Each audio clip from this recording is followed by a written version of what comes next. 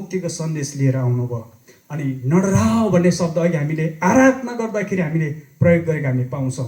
त्यसमा चाहिँ गोठालाहरू एकदमै त्यो बेलाको गोठालाहरू चाहिँ डराएको अवस्था होइन, के आयो होइन, मान्छे जस्तो पनि छ, सेतो छ, सायद एकदमै टल्किएको होला त्यो बेला होइन, स्वर्गदूतहरू आउँदाखेरि अनि डराएको हामी पाउँछौँ।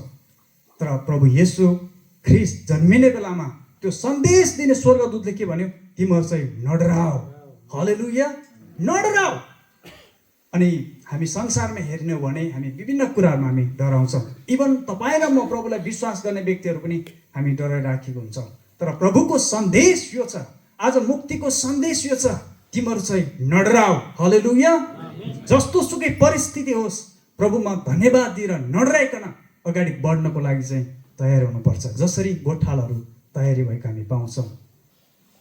अर्को चाहिँ बडो आनन्दको सुसमाचार जो सबै मानिसहरूको निम्ति हुनेछ, 2:9-10।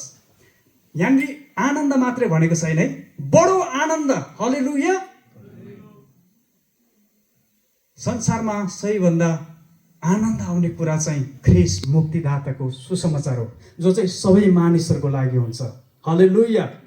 यो चाहिँ कस्तो सुसमाचार भन्दाखेरि जब येशू ख्रिस्ट आउनुभयो, स्वर्गबाट मानिसहरूसँग परमेश्वर र मानिस सम्बन्ध गाँच्ने पुल बनाउनको निम्ति आउनुभएको कारणले यो चाहिँ के हो, बडो आनन्दको सुसमाचार सबै मानिसहरूको लागि, हालेलुया।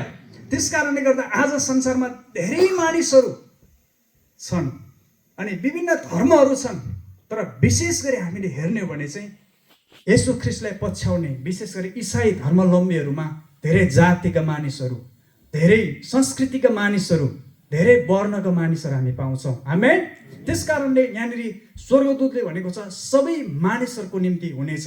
यहाँ कुनै जातिको कुरा छैन, न त वर्गको कुरा छ, न संस्कृतिको कुरा छ, न त धर्मको कुरा छ, सबै मानिसहरूको निम्ति। त्यो बेला यदि कुनै धर्मले स्वर्गमा लाने हो भने प्रभु येशू ख्रिस्टले भन्थ्यो होला, ऊ त्यो धर्मले चाहिँ तिमीलाई स्वर्ग लान्छ, त्यसको लागि चाहिँ होइन। अथवा कुनै पनि संस्कारले, परम्पराले स्वर्ग लाने हो भने प्रभु येशूले भन्नुहुन्थ्यो होला, त्यो बेला चाहिँ त्यो स्वर्गदूतले भन्थ्यो होला, यो परम्परा अनुसार स्वर्ग जान्छ, यसको लागि चाहिँ होइन, तिमीहरूको लागि। तर यहाँनिर त्यसो भनेको छैन। यो सन्देश स्पष्ट छ, यो बडो आनन्दको सुसमाचार स्पष्ट छ, सबै मानिसको लागि, सबै जातिको लागि, सबै मानिसहरूको लागि, हालेलुया। त्यस कारणले यो सन्देश, यो मुक्तिको सन्देश, आनन्दको सन्देश चाहिँ सबै मानिस, सबै जातिको लागि, संसारमा भएको सबै मानिसहरूको लागि स्वर्गदूतले दिनुभएको सन्देश हो। त्यसकारण त प्रभु येशू ख्रिस्ट आफैले भन्नुभयो यूहन्ना 3:16 परमेश्वरले संसारलाई यस्तो प्रेम गर्नुभयो कि उहाँले एकमात्र पुत्र दिनुभयो, ताकि उहाँमाथि विश्वास गर्ने कोही पनि नाश नहोस्, तर त्यसले अनन्त जीवन पाओस्, आमेन। उहाँले अनन्त जीवन दिनको लागि आउनुभएको कुरा स्वर्गदूतले सबै मानिसको लागि यो सुसमाचार हो भनेर चाहिँ यहाँनिर बताएको कुरा छ। म 2065 सालको कुरा सम्झिन्छु। म स्कुलमा पढ्दै थिएँ, त्यो बेला असाढ साउनको महिना थियो। अनि मैले त्योभन्दा अगाडि अलिअलि सुनेको, त्यो इसाई यो येशू धर्म मान्नेहरू चाहिँ रुखको टुप्पो टुप्पोसम्म बौलाएर उठ्छ अरे भन्ने सुनेको पहिलो है। अनि त्यसपछि म त्यो स्कुलमा गएको थिएँ। स्कुलमा जाँदाखेरि चाहिँ अनि यसरी हामी जस्तै विश्वासीहरू हुँदो रहेछ। अनि मैले मेरो साथीहरू हेर्न जानुहुन्थ्यो, अनि मैले चाहिँ त्यो बेला रोक्थेँ, होइन हामी चाहिँ यस्तो हो भनेर रोक्थेँ।